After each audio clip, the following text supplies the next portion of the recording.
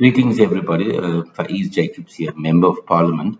I'm going to take you quickly through a National Lotteries Commission presentation to see how we can access funds. These are one of the initiatives that government is bringing to our people to ensure that we improve our quality of lives of our people. So I'm going to quickly take you through this. So National Lotteries Board, those are the guys that you do the lotto, and then every year they provide funding for organizations that does work.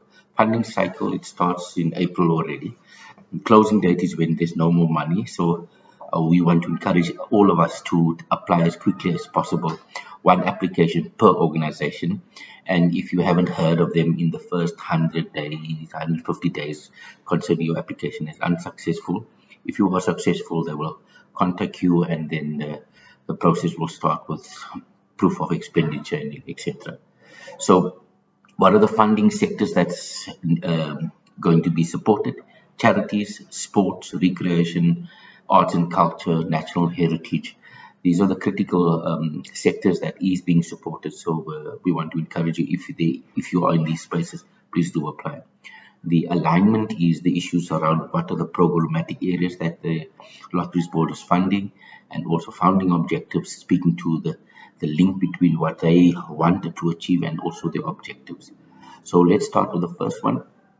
It is the charities, and we're focusing here on early childhood development. We know on the Cape Flats alone, there's more than 3,500 unregistered early childhood development centers. So if you can help them with general support, operate ECDs, outdoor skills support, meeting the standards for service registration, increase job creation and retention in the ECD sector. If you can deliver that, that is one area where we're calling for application. Then the other area is gender-based violence. As you know, it's a big problem, not only in the Cape Flats and in Cape, but also across the country. Gender-based violence, and so there is a call to support survivor-focused prevention programs, safe havens, homes, contribute to entrepreneurial skills, shelter life, support that. So if you can play a role in that, please apply. And then the last group, I think, in the charities is homeless, vulnerable communities, elders, people with disability, to support social protection, water provision, shelter, access to entrepreneurial opportunities, diversion of youth in conflict with the law. Those are some of the key things that we want to focus on. The scope of the applications in the charities also including areas of security, food security, climate change mitigation, improved status of residents, climates, micro plants. Those are the key things that we're looking at. Non-renewable water harvesting, energy efficient, solar is also something that we're looking at. The categories of grants: small, medium, and large. Small under $500,000, medium between $500,000 and $5 million, and large is above $5 million. Mandatory documents, I think there's a few slides that speaks to what is needed.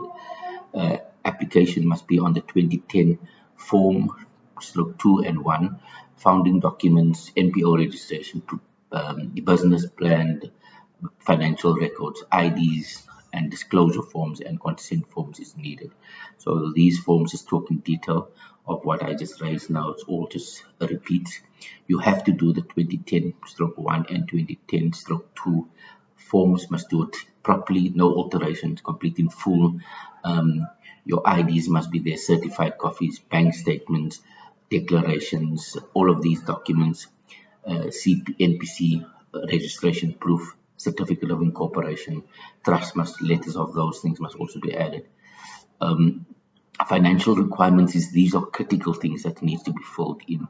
So, and also financial statements, we will not accept, or they won't accept, draft financial statements, unsigned, auditors' reviews, management accounts, and complementary reports. Additional information, ID copies, location, quotes, infrastructure, proof of ownership. We need to ensure that you have a very detailed, a comprehensive application. And then service registration forms must be filled in with the relevant officials. Specific requirements with ECD, your place of care, aftercare certificate, drop-in certificate, old age certificates, anti-substance residential facilities proof, suspension medical certificates, disability proof, mental health certificates. So all the certificates is required. HIV also proof of residential facilities, social crime prevention, accreditation, facilitation of these things. Now, this is the contact in the Western Cape office. So there's a guy by the name of Martin. He's running this. He's facilitated this. Please make your application and inquiries directly to him.